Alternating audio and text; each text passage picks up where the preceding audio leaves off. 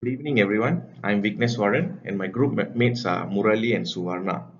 We would be presenting on the evolution of Malaysian financial system rules and regulation, and more specifically on the evolution of Islamic finance in Malaysia.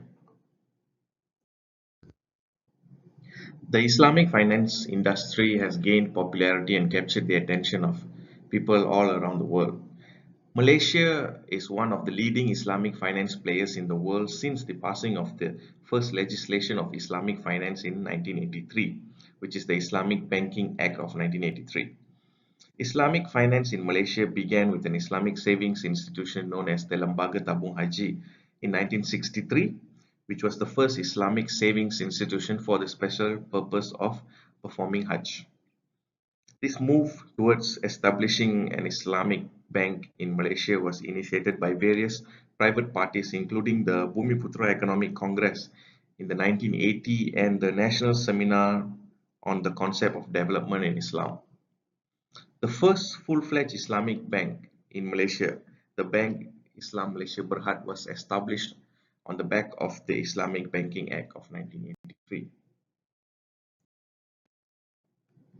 The introduction of Islamic windows, which allowed conventional banks to offer Sharia-compliant banking products and services, enabled the Islamic banking industry to grow organically.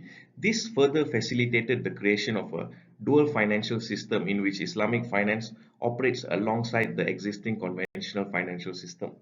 The launch of Islamic interbank money market in 1994 allowed the Islamic banking industry to continue to flourish, and Takaful companies were subsequently incorporated under the Takaful Act 1984. The development of Islamic finance in Malaysia could be broken down to three phases. This slide shows the timeline of all three phases of evolution of Islamic finance in Malaysia and the major landmarks of each phase. The first phase of development of Islamic finance in Malaysia is from 1983 to 1992. The major landmarks in phase 1 is the legislation of Islamic Banking Act 1983, the establishment and development of BIMB 1983, legislation of Government Investment Act in Act 1983, legislation of Takaful Act 1984, and the establishment of Syarikat Takaful Malaysia Berhad in 1984. The legislation of Banking Act enables an Islamic bank to be established and operated in Malaysia. The Islamic Banking Act bill was passed and the IBA came into force in April 83, which provided BNM with the power to supervise and regulate Islamic banks. IBA was the first act to provide the necessary amendments to allow Islamic banks to operate without interest as well as to engage in trade and commerce. The establishment of Bank Islam on July 1st, 1983 marked a new milestone for the development of the Islamic financial system in Malaysia.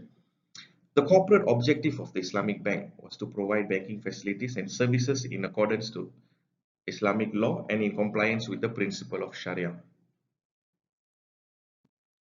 The Government Investment Act was legislated to enable the government to issue government investment certificates on the basis of Islamic principles.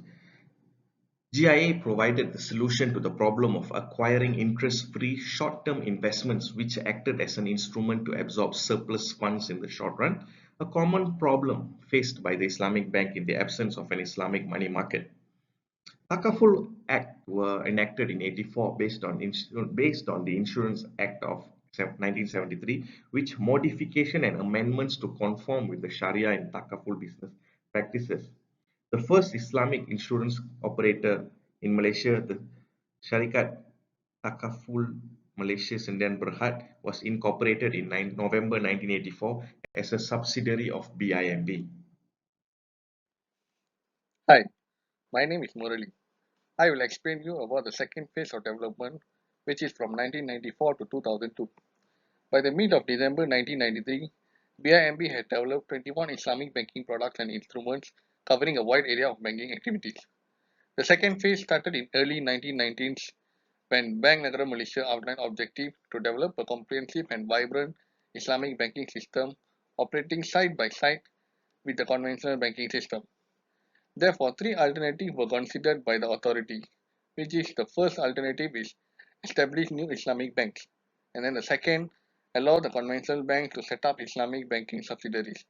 Third one is allow the existing conventional banking system to offer Islamic banking services. Therefore, after careful consideration, the third alternative was chosen as it was considered the most efficient and effective way of expanding Islamic banking. Several Islamic banking services were introduced for conventional banking system to adopt with Islamic products. Firstly, Scheme Perbankan Tanpa Faedah and Scheme Perbankan Islam. It was introduced in March 1993 to allow the existing conventional banking system to offer Islamic banking services, and it was later replaced with SPI effective from 1st December 1998. Secondly, Islamic Interbank Money Market. Established on 3rd January 1994 as the last element for the Islamic banking system to function as a full-fledged banking system based on the concept of mudarabah or profit sharing. Thirdly, Islamic Capital Market. It functioned as a parallel market to the conventional capital market for capital seekers and providers and plays a complementary role to the Islamic banking system in broadening and deepening the Islamic financial markets in Malaysia.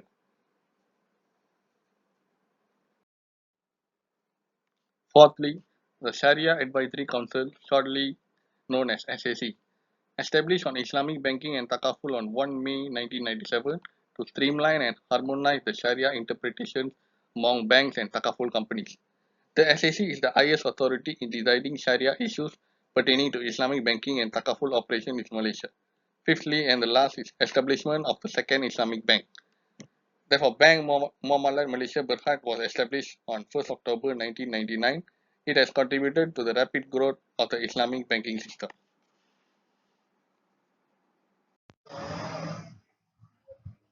Now move to the phase 3, third phase of development, 2003 onwards. Rapid growth of the global Islamic financial industry in Malaysia has been promoted by the government as a regional Islamic financial center.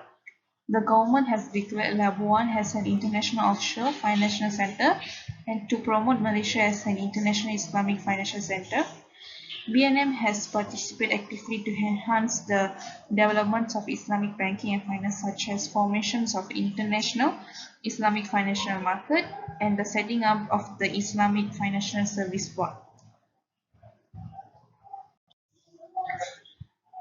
Second, we move to the Labuan as an Islamic. The position itself has an international center offshore Islamic banking and finance with objective. The objective are to complement domestic financial activities in Kuala Lumpur. Second, to strengthen the contributions of the financial service sector in the gross national products of Malaysia. Third, to promote the economic developments of Labuan. Labuan, with the status of a IOFC, has the advantage to attract international banking business by reducing or eliminating the needs for the compliance with the local capital requirement.